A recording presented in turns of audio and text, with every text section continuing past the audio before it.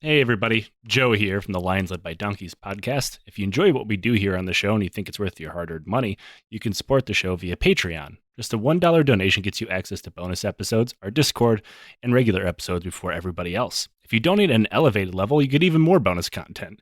A digital copy of my book, The Hooligans of Kandahar, and a sticker from our Teespring store.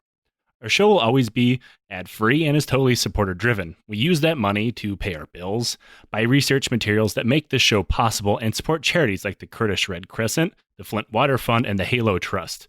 Consider joining the Legion of the Old Crow today. And now back to the show.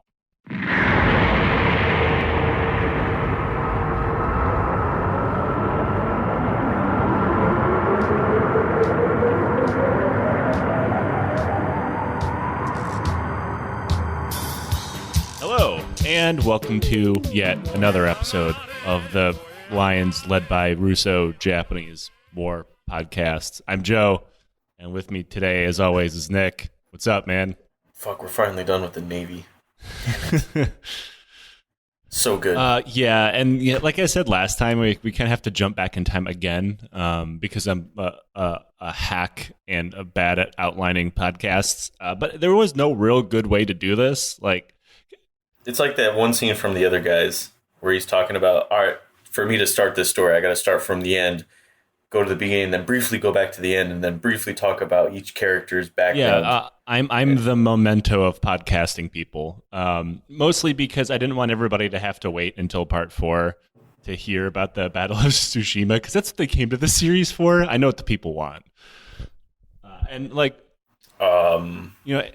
Tsushima. There's like that. We're covering part 4 now, which is mostly going to talk about the end of ground fighting. But at the Battle of Tsushima, what are they fighting on? It's the ground, the earth. Oh, you said this was the end of the ground fighting. I was this episode will cover the end of the final ground battles and stuff. Okay, I thought you said that this is the end of the ground fighting. I was like, are they fucking fighting in the air now? Space That's Force. Sweet. Yeah. At the end of the last episode 3, at the Battle of Tsushima, where the Russian Navy got ethered into non-existence, is pretty much the end of the war. And we'll come back to that because we're going to talk about what exactly that led to. We also need to find out where the fucking animals went. They actually went back to Russia and played a pivotal part in the Russian Revolution. Yeah, they're actually decorated Vladimir heroes. Lenin was a crocodile. Yeah.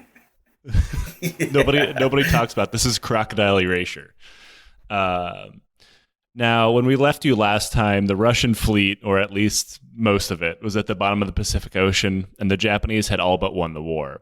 But in order to tell this story completely and round out this war nicely, as all wars end clean and nice at the end, and there's never any secondary or tertiary effects. Jagged, rounded.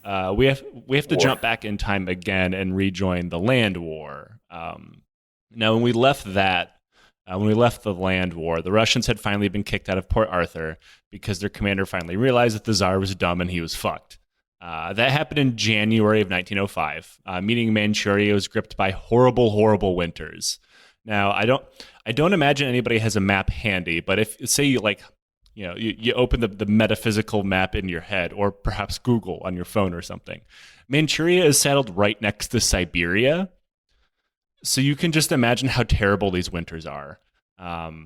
This meant the soldiers of the two empires were dealing with freezing winds and a temperature that would hover around, about 22 degrees below zero on a good day. Yeah. What? Also... that's not for me. That's going to be a hard no. I'm a sun guy. I am now. I definitely there's no part of me that ever wants to move back to Michigan and be frozen for 9 months out of the year. I mean, I've never met anybody from Michigan that says, "Oh, I can't wait to go back." We're winter refugees. Yeah. And so that sounds really bad, and it is. But most people think of Siberia as this snowbound tundra, and parts of it are. But these winds that came down from Siberia into Manchuria were super, super dry. And, for snow to form, there needs to be moisture. Refer back to your, high school science class or whatever. But that meant Manchuria was super dry and super cold and had wind that would just cut through anything. So it's It's kind of like when you like get stationed in Texas, like when I was stationed at Hood, and I'm like, it's 125 degrees and I'm dying. And someone's like, well, it's a dry heat. Like, it doesn't fucking matter. Fuck yourself. Don't worry about Manchuria. It's a dry cold. Like, it's not that bad. Like, if you go into the saunas and every once in a while in Hood, I would. It'd be 100 outside. I'd go into the sauna and be like, there's no point. Why? I'll just go outside. I could just sit in my car. Yeah. There's just no AC. I'll be fine. So while all this is going on, the Russian forces were camped out in the city of Mukden, and they were digging in. While doing their best to dig in, like the ground was pretty much frozen, so they had to like blow up holes. Oh, yes. And they were freezing their asses off as the Japanese arrayed themselves along a 160-kilometer front in front of them. This brought us to the Japanese commander, a guy named Oku Yasukuda. He was like not a dumb man. He had been fighting wars since pretty much everybody he was fighting had been before they were born. Yasukuda was born into a samurai family and first served in the military of the Chosu domain, fighting in the Boshin War on the side of the Meiji Restoration. After that, he fought in the Satsuma Rebellion, meaning in podcast lore, he was one of the people who shot Tom Cruise in The Last Samurai. Oh, fuck. I know that lore. Okay, I know where we're at now. All right, you kind of lost me there for a second. So if you go back to our bonus in The Last Samurai, that was a redoing of the Satsuma Rebellion, and Yasukuda had fought on the side of the government, putting down that samurai rebellion, which was not, in fact, entirely a samurai rebellion, but we'll talk about that probably. Did Tom Cruise train this guy? No, Tom Cruise would have fought him. Oh, you mean like before that? Yeah, probably. Yeah. So in podcast lore, yeah, Tom Cruise is America in this situation. He trained the Mujahideen and then they shot him. Yeah. The samurai Mujahideen. This is all historical canon. I can't help it. What I mean by all of this is like Yasukuda knew what the fuck he was doing. And like most officers of the day, wars generally weren't fought in the winter at that time in history. It's like winter sucks. We're just going to camp out until it's decent again. And as someone who's forced to go to the field in winter constantly, like, yeah, we should not. I mean, don't fight wars ever, but also don't fight wars in winter. Don't do anything in the winter. Let's just all have a quick standby. Yeah, just do what we did and just stay inside and get drunk all the time. It's like that thing whenever it's like, how do people in Michigan survive the winter? Like, you don't go fucking outside. Like, it's not that hard. You know, us Californians survive the winter. We don't have a winter. We live in California, so that's pretty much it. That'll do it. Pretty much good. Yeah. Just do what we do. Same thing we do in Hawaii. What's winter? Yes. Disease state. Welcome to Infection Island. I will be your host. I feel so bad because that's I wanted to go there so bad. So do a lot of people. Until it's like, okay, well, you come in, you land at Honolulu Airport, and you just get issued COVID. And then they lay you. Yep. Actually, when I landed, those were not happening because you can't touch one another. Oh, they couldn't do the little ring toss? You couldn't ring toss each other's necks. So yeah, Yasukuda knew that there wasn't going to be any fighting in winter, so he had his people dig in the best they could, and then just make winter quarters. And for the long haul, he wasn't digging trench lines, though those did exist. He's like, we're going to be here a couple months, right? He assumed the Russians felt the same way because this was conventional thinking at the time, as you would just stare at one another across frozen hellscape like, I'll see you in spring, motherfucker. You just wait. When this shit thaws, I'm going to stab you. Now, he would turn out to be both right and wrong. Wrong in that the Russians were smart enough to not fight during the winter, and right that it was a really dumb idea in order to do that. Facing him in Mukden was a Russian general and minister of war, a guy that we have not shit on enough, Alexei Kuropatkin. Kuropatkin had so far tripped over his dick and lost every single battle he had fought so far, even snatching the defeat from the jaws of victory at Liaodong. A small problem that would follow him all the way through World War I and the Russian Revolution. Losing never cost this guy his job. I mean, he has consistency, and I guess that's what they were looking for. The Tsar is like, what we don't need now is a man with skills or competence. We need consistency. Now, Kuropatkin's never won a battle, but he's always there at them. Exactly. So if the Tsar is probably like, hey, we really need to lose this battle for some fucking reason, send in this guy. Look at his record. Look at his stats. I got his fucking playing card Well, right that's here. like something interesting about like George Washington, for example. Like he never really won any battles, but he was really good at organization and like keeping a military together. Yeah, he was kind of Well, there. he knew when to like withdraw and keep his force together, which like and not get routed, not get like cut off, which is are very very good skills to have. Kuropatkin didn't have that either. Oh, Like if you yes. remember, every single retreat that he's had so far has been like a confused route where they leave like 2,000 people behind. And Kuropatkin knew the Japanese raid against him were going to be reinforced very soon by Nogi Murasugi's Third Army, fresh off its victory at Port Arthur. Now, most Russians thought that the army that defeated them at Port Arthur, that being Murasugi's Third, had to be the best in the Japanese army. I guess there's nothing to really base it. Like they're battle hardened veterans at this point, but so is every other force that Japan had deployed.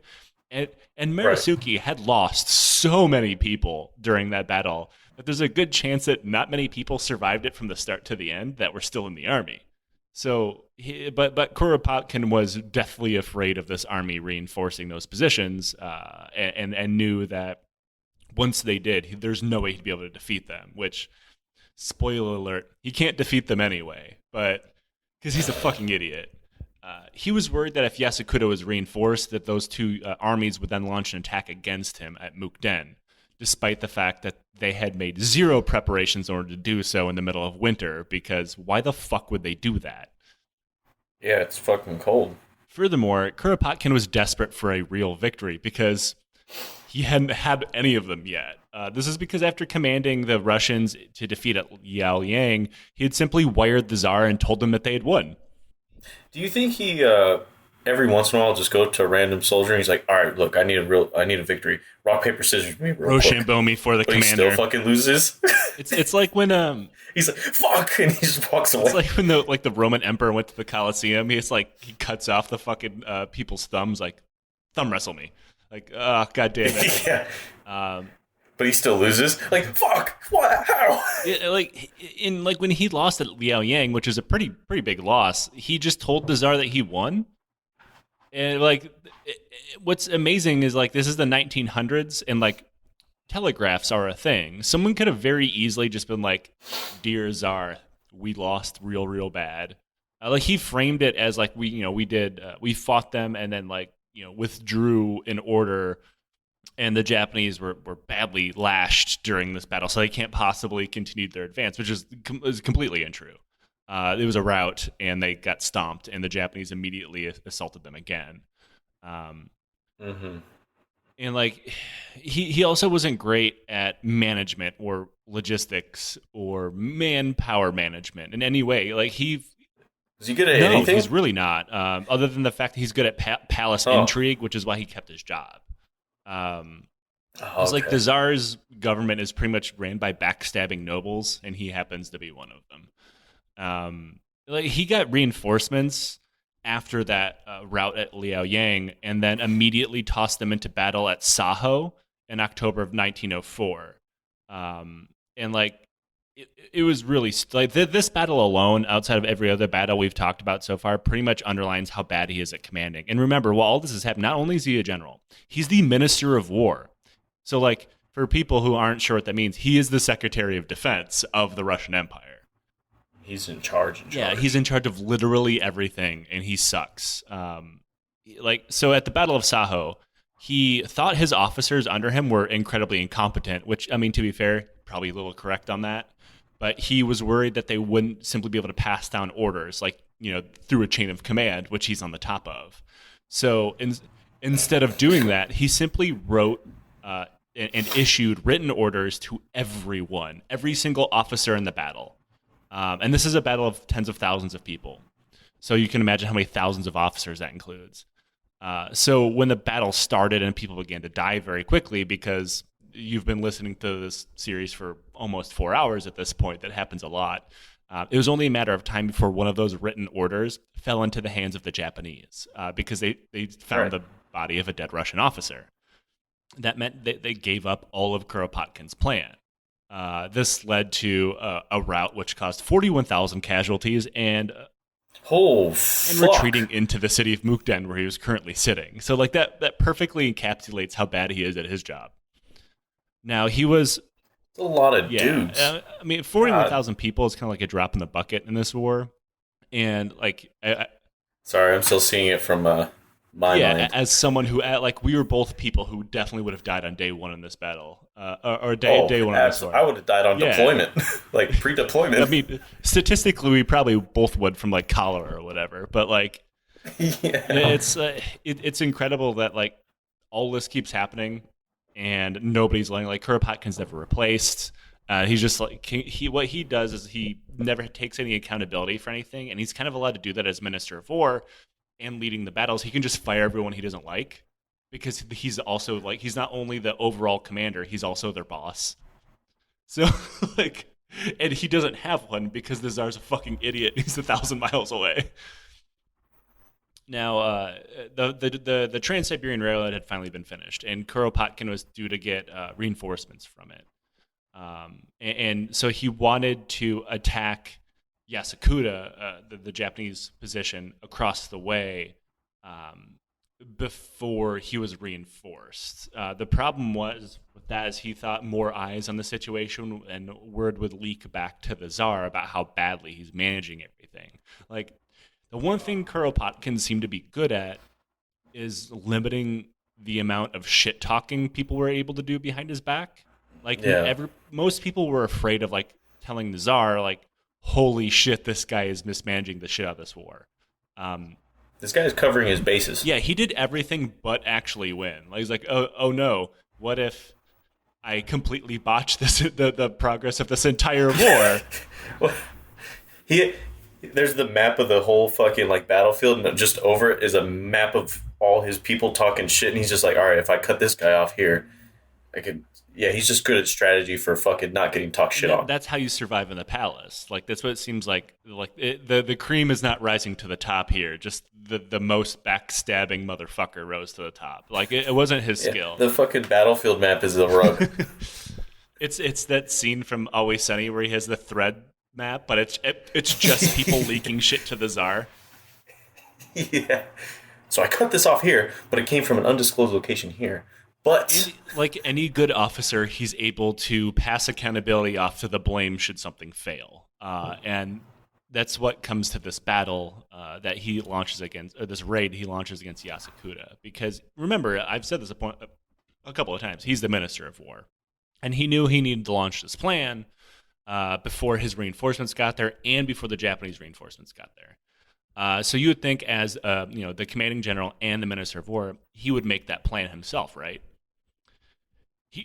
He did not. So. Instead, he just kicked that can down the road to the most inexperienced member of his staff to do so, General Oscar Grippenberg.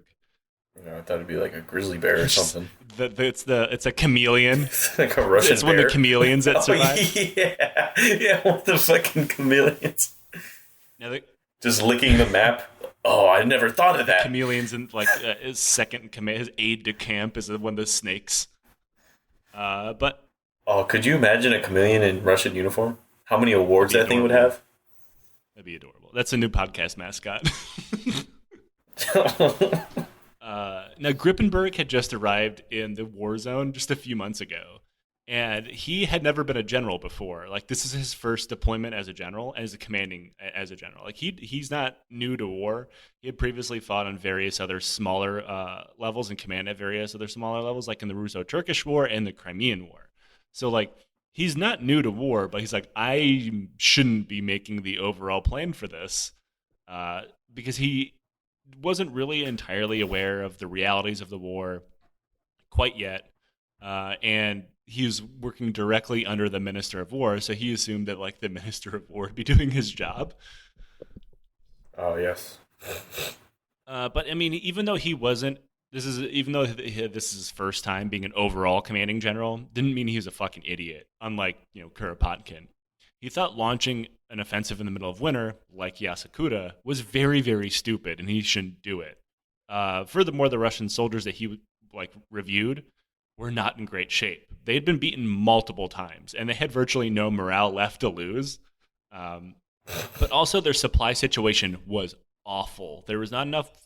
This is a trend with the Russians that whenever we talk about like them, everything I say about morale and supply could be copy and pasted into our Soviet-Afghan war, 100%. It's a tradition. It almost seems like you're trying to take a break on the script. Like, oh, let me go back to the other fucking podcast we just had. I got to copy and paste. It's actually just called Russian history, unfortunately. Yeah. Like there wasn't enough ammo.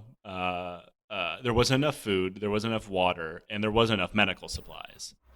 Though I guess medical science at the time was mostly trying to do an exorcism to get the ghosts out of your blood. So, like, I guess that's the least serious of everything I just named. You have too much blood in your body. We got to cut your leg off. Your humerus are all disjointed. Yeah. You got the flu. We gotta open up the. You see, we got to pull off your toenails because you got the sugars. Now, Grippenberg knew that there was no way he was going to get out of this bad job. Like, he knew that he's like, God damn it, no matter what I do, he's going to make me make this plan. This fucking sucks.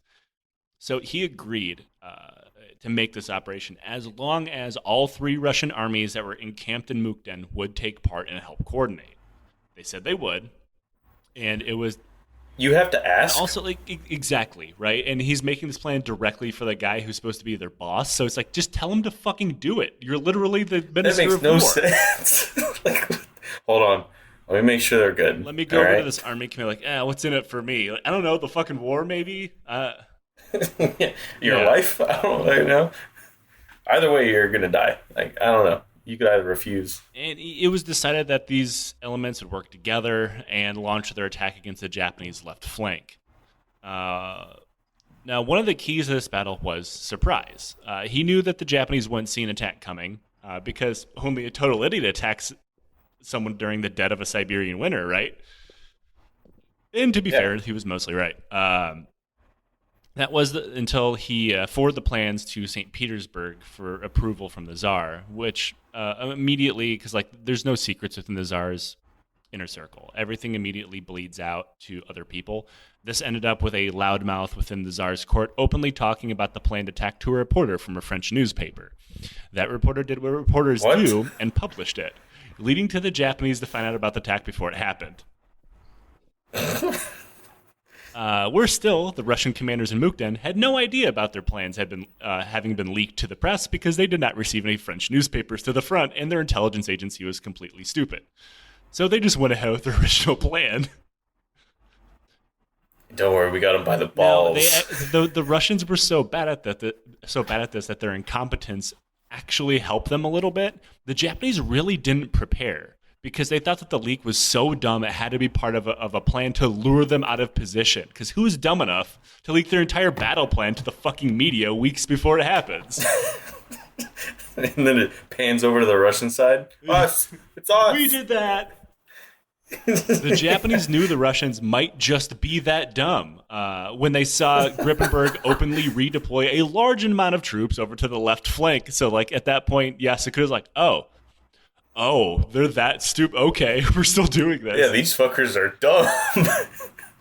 The first move, what would become the Battle of Sandapu, would be a cavalry raid led by Russian General Pavel Mishichenko. I'm bad at names. Everybody listening already knows I'm bad at names, but it's Pavel Mishichenko. He's Ukrainian. Mr. Janko. Mr. Janko, the jeans from the 90s. Yes. Just, I heard he got in a fight with the FUBU guys. It's like a Russian general in the early 1900s wearing a billowing pair of Janko jeans. Did you own a pair? No, I couldn't afford them. They were really expensive. Oh, yes. Thankfully, my bad fashion choices were limited because of how poor I was. For some reason, I feel like you would own a pair. If I could afford one, probably. I don't know. I was a dumbass. It's possible. Just get some now. Oh, they're probably a thing, aren't they? Someone somewhere is trying to bring them back. I'll put money on that without even Googling it. So, The raid included 6,000 cavalry troopers and a few dozen cannons. Now, his target was a rail station that was thought to be used as a food and supply depot for the Japanese army. Now, there's a twofold reason for this plan. Like, obviously, they wanted to cut the Japanese off from their supplies, but also they wanted to steal them because, remember, they have none. Yeah, we don't have We're going to call this a cavalry raid, but it's actually a military-grade mugging. Now, this had... Has everybody got their ski mask? This advance was slowed pretty much immediately because, remember, they're in the middle of winter, a very cold and windy winter in Manchuria. So he was immediately greeted by a windstorm that kicked up dirt and dust. Fucking immediately. Who could have seen that coming except everybody? It was so thick that by the time that they had gotten to the rail station, the Japanese had seen them coming as they've been getting lost in the storm the whole time and had been prepared for them. They've just been riding around in pretty circles. much. Like, they got lost and, like, at one point probed the wrong part of the Japanese line. And they're like, oh, that's not the supply depot, and immediately pulled back. And, like, the Japanese were very confused as to what... That is stupid. Like, what the fuck was going on? Like, did you guys see those horses? I saw horses. I was just going to dip the old pinky toe into the water. By the time Mischenko got his cavalry raid on target, he unlocked the wonderful achievement of being one of the first modern military commanders to lead his cavalry directly into the barrels of a Maxim machine gun. Oh. It's the wrong thing to lead into combo anything breaker. In 1904. Yeah. But Mischenko had explicit orders to not stop attacking without more orders from Grippenberg or Kropotkin himself. So, or maybe from the newspapers. Or maybe from a French newspaper, yeah. So after 3 different attempts over several days, Mischenko finally gave up and retreated back to the Russian lines, leaving thousands of dead and wounded behind him, including himself. He was shot in the leg and couldn't fight in the rest of the war.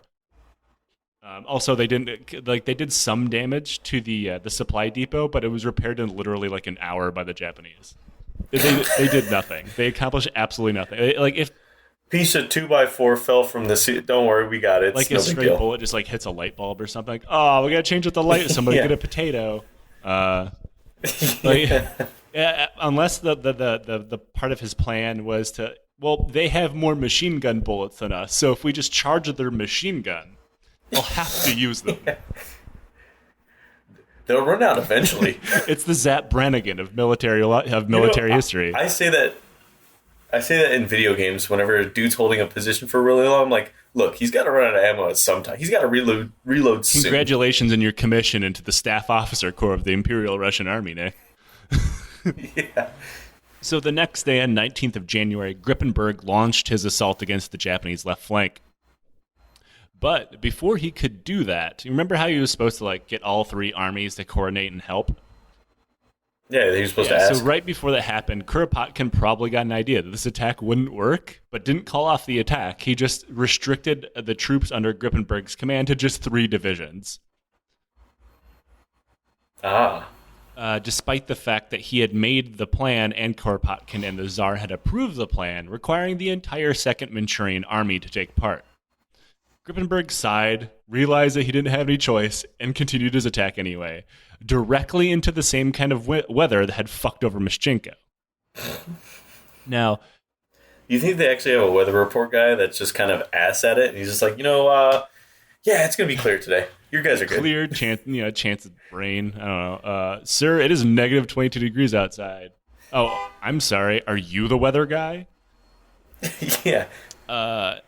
I'm wearing shorts. I'm fine. Done no previous reconnaissance of anything, because remember, this is supposed to be like a surprise. Like, he didn't want to ruin the surprise by setting scouts up, which is also kind of stupid. And also, they had no maps of the area. So it was kind of just like, the left flank's that way. But none of that really mattered because they got caught in the middle of a fucking snowstorm, like a blinding blizzard, and everybody got lost. Every division got lost and confused and simply launched attacks at random wherever they happened to come across a group of Japanese soldiers. Maybe Russian. That also happened. Yeah, they definitely Really? they shot at each other like a lot. Actually, it's not surprising. Just launching a bayonet charge back at like the headquarters or something. Well, we did something really stupid, but somebody stabbed Kuropatkin to death, so this could only get better. I imagine while they were charging, like, they took our fucking uniforms, they took our fucking rifles. These bastards. Wily motherfuckers. So, like, at one point, some division did actually find the village they were supposed to attack and attacked it, and that's the village of Sandapu. Oh, yes. But everybody else is all spread out now. So instead of like several divisions attacking this position, there's one. It's all you and need. they did manage, one of the Russian divisions that were lost managed to take the wrong village, which then led to them being immediately cut off by the entire Japanese Fifth Army.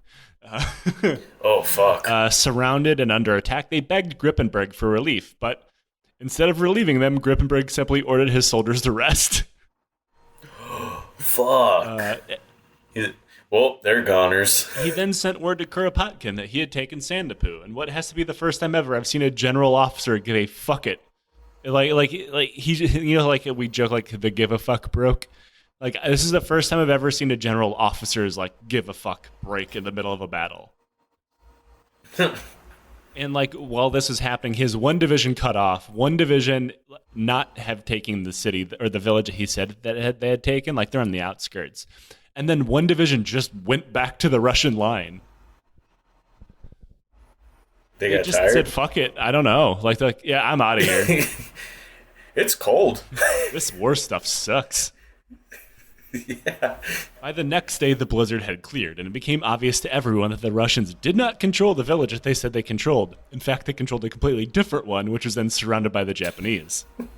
Fuck, that sucks. And then the Japanese forces within Sandapu, which outnumbered the Russians, had begun shelling them and shelling the Russian line. So it was pretty obvious to everyone that like Grippenberg had lied, or he's incompetent and didn't know what village he had taken. I think it's both. I don't know.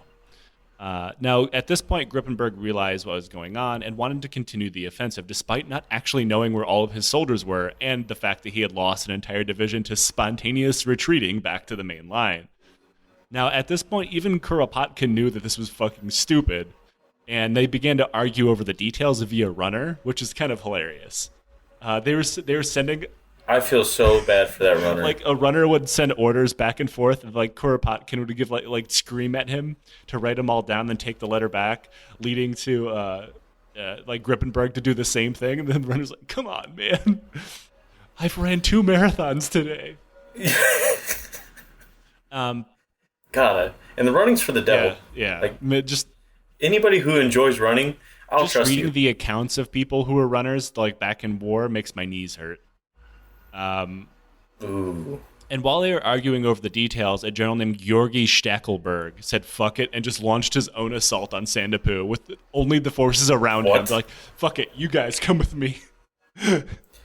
There's only 5 of us. It worked. As dumb as this whole thing sounds, it was the most effective attack that the Russian military make against the village. And it could be argued the most effective attack the Russian military made against the Japanese during the entire portion of this war. Yeah, nailed it first try. Steckelberg's forces managed to get a foothold in the village and began to reinforce it by other Russian units, totally independent of Grippenberg's or anybody else's command. They're just like, hey, look, an attack, and like joined in. They're like, oh, look. Hey, look, that one actually looks promising. Like it worked. And then as this was happening and the Japanese are peeling off from Sandapu, realizing like, maybe this village isn't really worth defending, because the Russians seem to have gotten their shit together, Kuropatkin snatched defeat from the jaws of victory again, sending orders that immediately relieved Steckelberg of command for insubordination and ordered Grippenberg to withdraw. The soldiers, only probably a few minutes away from taking the village, were thrown into confusion by these orders and had no idea what to do, because now suddenly, like, well, Steckelberg's like, sorry guys, I guess I'm not a general anymore. Yeah, I guess I'm out. In this confusion of not sure whether to retreat or push the attack, the Japanese launched a counterattack, crushing everyone that was around it, still trying to put up a fight. I feel bad for the soldiers, because just looking at the general, and he's trying to out-process it in the village. Where's S1? Yeah. I'm just trying to get my leave approved. Yeah, and they're just getting fucked. After the battle, Grippenberg immediately resigned his commission and left the war zone. His first and only battle as a general. Huh. I Steckelberg mean, had his career completely ruined and his reputation tarnished and went home. But it seems that the Tsar didn't even agree with his own Minister of War, because Steckelberg was when he got home was immediately awarded the Order of St. George Fourth Class, which is a very, very high-ranking medal in the Russian Imperial military, for bravery for that same battle he was fired for. So oh, yeah, like I guess that's a Pyrrhic victory in his part. I don't know. Now, after this failure, nothing stopped General Marisuke from reinforcing the Japanese forces lined up against Mukden. While the Japanese had been marching, pretty much unfailing since the beginning of the war and never losing a battle, they were at their end. Now we talked. can I say that Mukden just sounds fucking like it smells like I shit? mean, it's full of hundreds of thousands of Russian soldiers like living in trenches. So yeah, I'm going to say you're probably correct. I'd fucking do it. Well, we remember when we talked about the siege of Port Arthur, their battle tactics, the Japanese battle tactics, combined with the modern murder machines of like mass artillery and machine guns, meant high casualties were just part of the plan. That meant after all of that, their combined strength was now outside of Mukden, like the Russians within. Meaning, like the entirety of both sides' commitment to the war was now lined up against one another for one like giant battle, like a shitty JRPG. The result would be the result being that the entire land war would depend on the outcome of the single battle, because whoever lost, their back would be broken, their army wouldn't be able to fight anymore. Everybody was at their end at this point. And this isn't an easy place to be reinforced by either side. Largely like the city of Mukden, largely tactically unimportant. They're simply fighting over it because the other people happen to be there. It's that red versus blue skit that we only have a base in this valley because they have a base in this valley. After Kuropatkin had every single offensive blow up in his face, he knew that he had to prepare for a purely defensive action, and that's how he ordered his forces to array themselves. The Japanese saw this, and their plan was not to throw themselves directly at the enemy to try to overrun them like they had been doing, but to encircle the city, with their overall commander, Field Marshal Oyama, ordering that any fighting within the city was to be avoided at all costs, mostly because he knew it would turn to a horrible meat grinder that urban warfare is generally known for. But mostly, and probably more surprisingly, is Oyama was worried about civilian casualties of the Chinese civilians of the area. Really? They had largely taken the side of the Japanese during the war because of how awful the Russians had been, and he didn't want to alienate them. Meaning that, much like the Koreans, that this is the first and only time in Sino-Japanese history that any Japanese leader gave a fuck about the lives of Chinese people. Or fucking anybody. Like, in literally fucking 30 years, so much would change. A lot. The battle began on 20 February 1905. And the battle unleashed not only the largest battle of the war, but quite possibly the largest in history until the beginning of World War I. And like like modern history, there's a lot of Chinese battles from like the Romance of the Three Kingdoms era and things after that, where like Chinese armies were just like comically massive and caused like millions of casualties.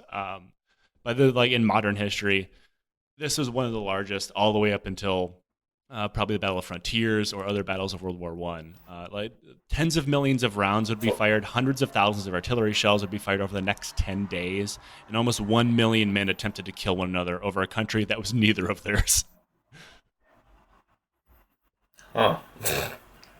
Now, what the Japanese were really attempting to do, if to get tactics nerdy, was like a hammer and anvil type approach, where they would try to get the Russians to commit fully to battle by attacking along like the front, while trying to move along behind them and flank them and break their flank. And the anvil being their front line being pinned down by the Japanese attack, but also because they only prepared to defend from these lines.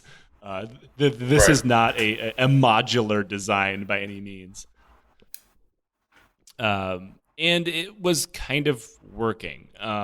As the Japanese soldiers moved around to complete their encirclement, the Russian soldiers, like during the siege of Port Arthur, actually fought pretty well as long as they were on the defensive. And this actually tracks mostly well through World War I, for the most part.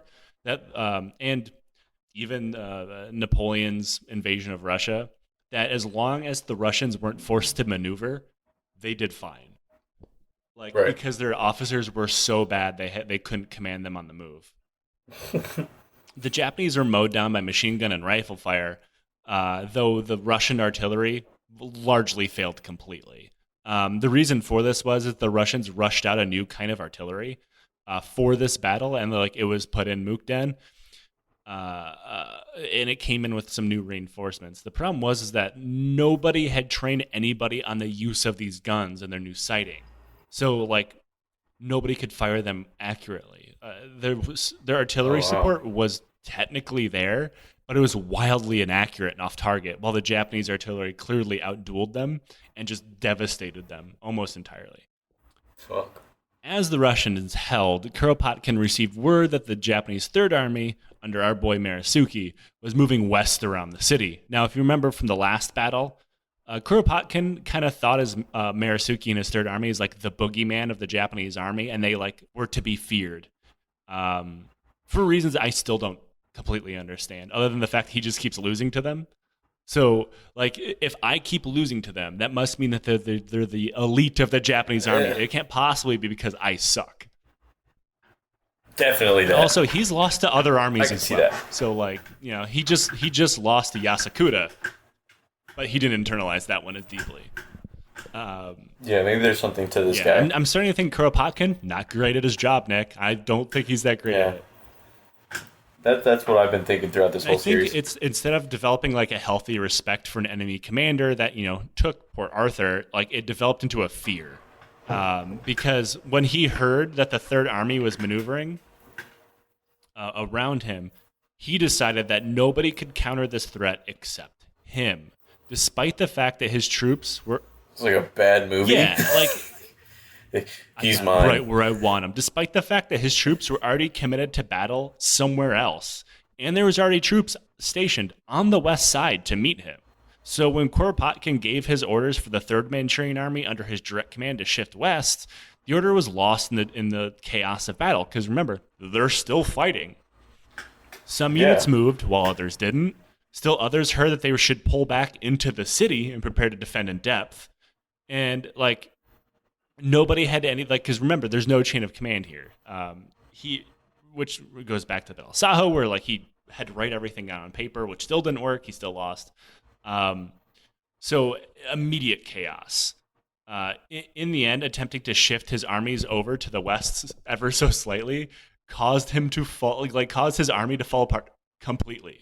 Now, Oyama saw this and ordered his soldiers to exploit that gap in the line that Kuropatkin himself had created and gave a explicit order to, quote, pursue and destroy the breaking Russian soldiers. Also, the Russians built one of their side flank, like one of their flanking positions overlooking a river on the Russian left flank.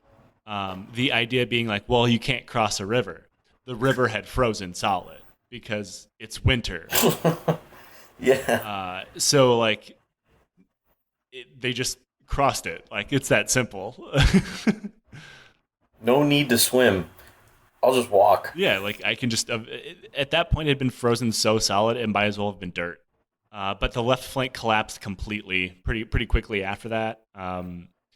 And when the Russians broke, they caused the entire Russian defense around the river bank to collapse and be cut off from the rest of the Russian forces. As a result, the left flank collapsed, became encircled, as did the right, causing Kuropatkin to order a retreat further north into the city. I always say whenever we talk about the Russians, it's at any point in time, whether defeat or victory, it's never good to be in the Russian army. No, it's not. Anyway, tune in next time to our series of any one of the Chechen wars. But the problem is that left flank that had collapsed and been encircled and was buoyed by the frozen river was now behind Kuropatkin. So as they retreated into that, they ran into the Japanese, which meant that the Japanese had them all but surrounded. The Russian soldiers panicked, and all hopes of an organized withdrawal were gone. Soldiers dropped their weapons, left their wounded behind, and ran for their lives into the wilderness. Every man for himself. A few Russian forces that managed to stay together, kind of like we said during our Napoleon invasion of Russia series, like they rallied around the flag or whatever. By that I meant like they kept unit integrity. They just panicked and ran back towards the Russian border for safety. Absolutely no attempt or rear guard was made to defend themselves as they retreated, as well as there's probably no organizational ability left within the command to do so, because Kuropatkin was running away as fast as he could too. The only thing that saved Kuropatkin from a total and embarrassing destruction, or even possibly a Japanese counterattack into Russia, which is like a rare possible historical note here, is that Field Marshal Oyama had overextended his own supply lines during the attack and assumed, incorrectly, that the Russians couldn't possibly be this bad and there must be something waiting for him as he got closer to Russia. I mean, something will stop us. Once again, the Japanese gave the Russians too much credit, as the nearest Russian force that was in any position to resist any kind of Japanese force was 10 full days of marching away. Fuck. This meant that, like, Kuropatkin and what remained of his army only survived because the Japanese thought they were more competent than they actually were, again. Now, the Japanese moved into the city of Mukden and captured the railroad. With that, the land war was all but over, as both armies had smashed themselves into pieces, causing some of the worst casualties in the shortest amount of time the world had yet seen, but would unfortunately surpass not that far from now. In just 2 weeks, the Russians lost 90,000 men, while the Japanese lost 75,000. Fuck, it's a lot still.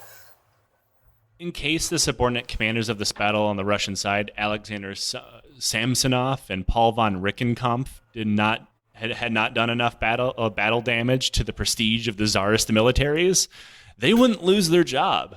In fact, they would both go on to command the disaster at Tannenberg in World War I. Oh, fuck. So, like, Samsonov and von Rickenkampf could probably get a bit of a high five from people who really support the Russian Revolution, because without their incompetence, maybe it doesn't happen quite that way. You get. I mean, I guess a way to look. You get an accidental assist. Good job, guys. Now, after this battle on March 10th ended, it was only about a month away from May 28th, which was the destruction of the Russian Second Pacific Fleet at Tsushima. After that, it was all but certain that the war was over, and not in the way Russia or any European power ever thought was possible. Not only was Russia several times the size of the very new Japanese Empire, but they thought themselves racially superior. The idea that a traditional European power could lose a war to any Asian army was thought to be incredibly ridiculous until everybody watched it happen. And you're probably thinking, why didn't Russia just pour countless troops into the region to fight with their much, much superior numbers? And it's true, like, Russia did not use the vast majority of their military in this war. There's a very good reason for that. Maybe they could have, if it wasn't for the incredible unpopularity of the Tsar himself. We talked about how important the Japanese population thought the war was. Remember protesting in favor of war, protesting in favor of overseas empire. The exact opposite could be said for Russia. And it's weird. Like, one thing that someone brought up, and there is some historical evidence to back that up, as much as there's historical evidence to back up any dumbass thing that Tsar Nicholas did, is that this was a war to try to shore up support for his government. And that's possible. Wars totally happen for that reason. There's a very good argument that can be made that that's why Margaret Thatcher committed to the Falklands War, is to shore up support for a very, very unpopular government. But in Russia, nobody could give a shit less. Like, nobody cared about the war at all outside of the inner circle of the Russian nobility and the Tsarist court, while it was the peasantry that was being conscripted and sent to die in huge numbers. And like that Oh yeah. attitude that we talked about in like Napoleon's invasion of France, where like people would when you got conscripted into the military, like oh you're dead now, like that was still a thing. So like, but like conscription numbers would go up or go down depending on how many people they needed for war. So like the idea that like, okay, so now they're really like being sent to die for something that like does not matter. It's weird how that can upset some societies and others are totally fine with it. America, um, though, like that might have not pissed. That was a good one. That was a good one. Everybody gets one now. That Yeah. might have, maybe it would have not been so unpopular if that like the czarist government was attempting to stymie the news of constant Russian failures, but he was not doing a good job. It was embarrassing.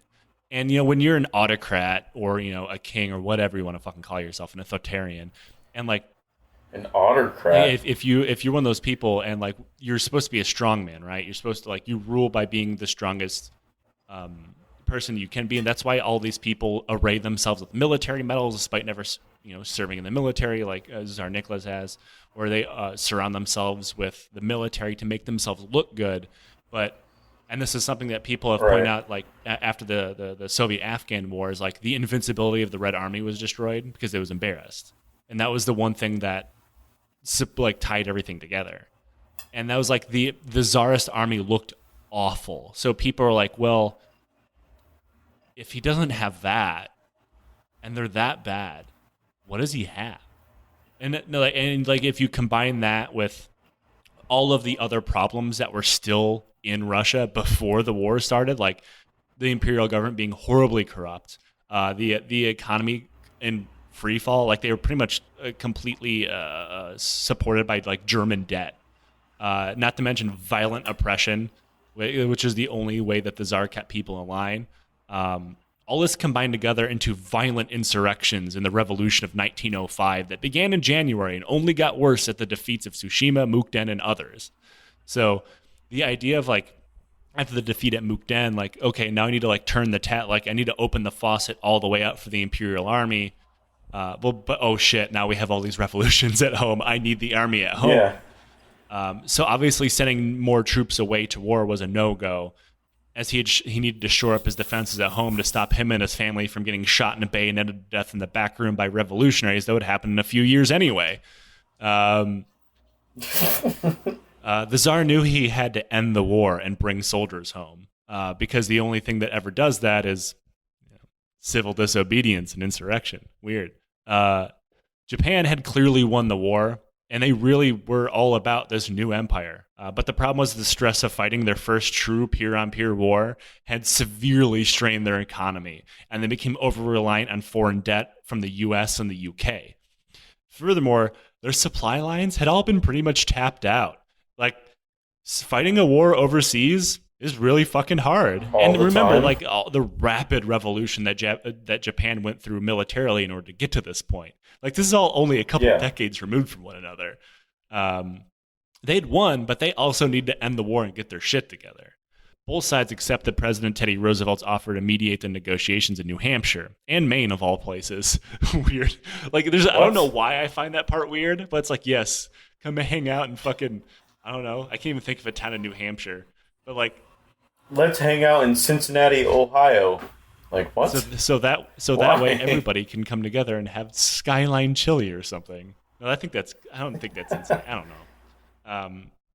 Japan had leaned on the U.S. as a pro-Japanese voice throughout most of the war, and it's true, the U.S. was. And they used them as a pipeline to get messages to the Tsar to sue for peace or ceasefires, something they had done on several occasions, but the Tsar had ignored them every single time because he was sure that he could win the war until he watched his entire navy get ethered and lose every single land battle. Though the Tsar knew he needed peace, he refused to agree with giving up any territory, paying any reparations, or any kind of limitation to deploy the Russian military into the Far East. So he just wanted people to stop beating him. He didn't actually want to admit defeat. That's what that is. Like there's absolutely okay. zero concessions in any of the things that he wanted. Like this is how the war started. Remember, like Japan's like, hey, can we do this? And like, maybe you give us this slice of Korea. And they're like, no. Okay, well, can we do this? And maybe you give us this slice of Korea? No. Okay, I guess I have to shoot you now. Like, and after hundreds of thousands of people have been killed and he's lost his navy and there's a revolution at home, he's still doing the same thing. I'm starting to think Tsar Nicholas is a fucking idiot. He has to be. Like, Japan's pointing out all this shit like, hey, remember when we stomped you right here? I don't remember such things. I have telegraphs proving that our Japanese empire, or the Japanese emperor is just like pointing to like, scoreboard. And then this guy with his shitty telegraphs like, no, look, victory. Yes, but you see, we're white. You can't help with that. Fuck. Yeah. You can't military defeat racism, unfortunately. You can try, and you should, but you can't. But somehow it always comes up. After 12 separate meetings, the Russians finally agreed to accept the Japanese control of Korea and pull their forces out of Manchuria. After a few more meetings, the Japanese pressed the issue on reparations, blaming Russia for the war, which I'm not going to take sides on that one because they're both fighting a war over a country that is not their own. They're both bad people here. Right? Fuck them both. But they finally dropped the idea of reparations, but instead settled for control of a few small islands. They finally agreed, and the Treaty of Portsmouth was signed on September 5th, 1905. And the treaty all but ended any Russian expansion into the Far East and gave Japan the title of imperial power of the East. In all but name, because nobody was going to recognize their power because of racism. But the problem is everybody had to recognize them as the Eastern threat. Like, now that's the main reason why, like, the U.S. was not pro-Japan. They were anti-Russia. So, like, supporting Japan to own Russia to get them out of the East because the U.S. saw Russia as a competing imperial power, which they did not see Japan as. And you could argue they didn't even after they won. Yeah. Really?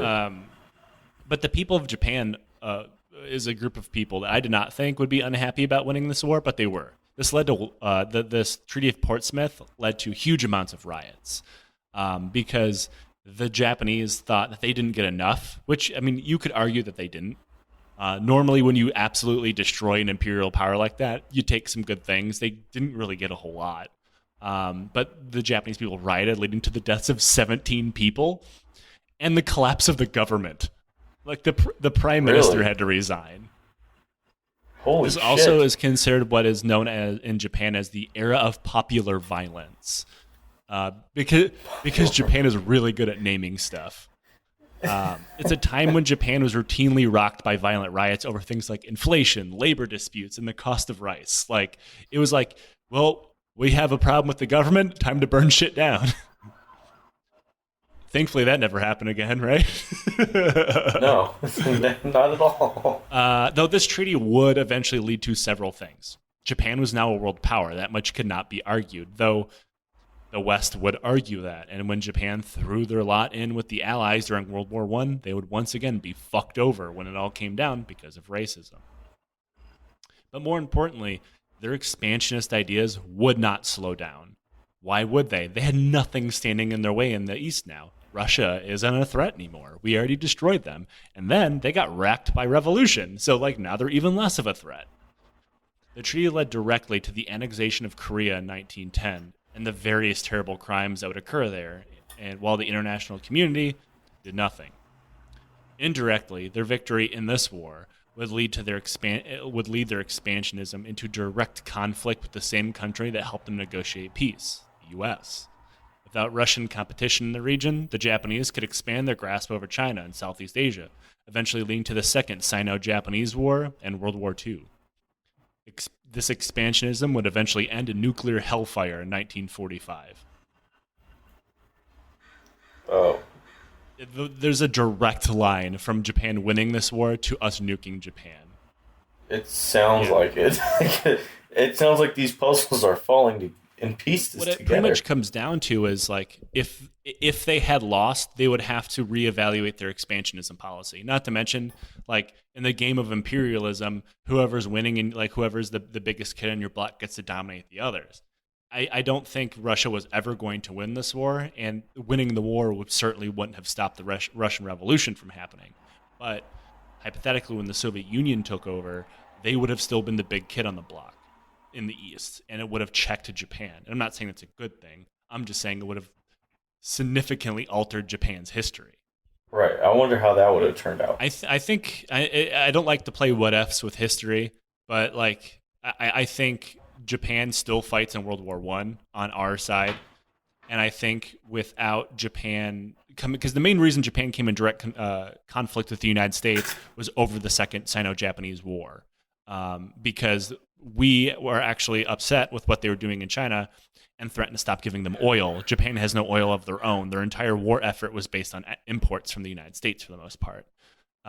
So that eventually led to fuck you, Pearl Harbor.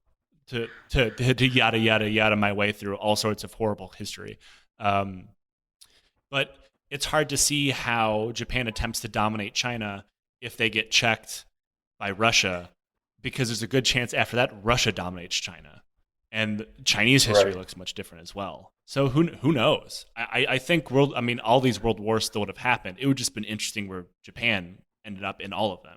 Maybe Japan would have been an ally. Because without the conflict over China, there would be no reason for them to fight the United States. Fuck, yeah, you're right. Also, small side note here, and one I have to do a shout out to our producer Nate for bringing this to my attention. The war didn't lead to all imperialism and nuclear-based war crimes. Instead, it kind of led to manga and anime, and explicit anime porn, which I sent to Nick. You're welcome. During the war, newspaper artists in Japan did engravings to depict battles for news or more likely propaganda. Oh yeah. It was normal for Japanese artists of the day to make normal Korean or Chinese enemies look like incredibly racist caricatures of in these same pieces. They made Japanese soldiers look slightly more European or white, because Japan was attempting to make themselves look like the people they wanted to become and wanted to be seen equal as, which as the imperial powers of Europe. Nobody ever accused of racist imperialism of being smart, okay? But during the war, they were fighting white Europeans, so they couldn't make the Russians look like the shitty racist uncle's sketch of a Chinese person. So they drew the Russians as white, but hyper Europeanized their own features to be as Japanese soldiers, making like cartoonish exaggeration of eyes that are like they're almost akin to like kabuki actors rather than normal looking people. And there's like wild political cartoons of like dudes, like giant people with like ships for heads getting in fist fights, which I'm going to call the first ever mech battle. That would be fucking you have awesome. The Russo-Japanese War to thank for Gundam and Evangelion. So like, and like the weird point. Why didn't you send me any of that? I had to send you. You sent me some crazy shit. Porn. And the reason why there's a reason why I sent that to our producer as well, and he could not stop laughing. And it was probably not late at night for you, but it was definitely late at night for me. See, things are different. And there's a lot, and it's weird. I've seen a lot of war propaganda and war art while in the act of doing this podcast over the almost 3 years now. But like, this is really interesting in that it's war propaganda that is pro-Japanese, that simply depicts graphically a Japanese and a Russian soldier vigorously butt-fucking one another.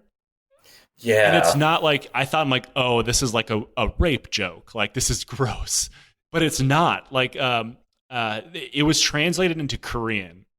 And like the there's like text on the side of it. And it was translated. Yeah, I saw that. That was the Japanese translated into Korean.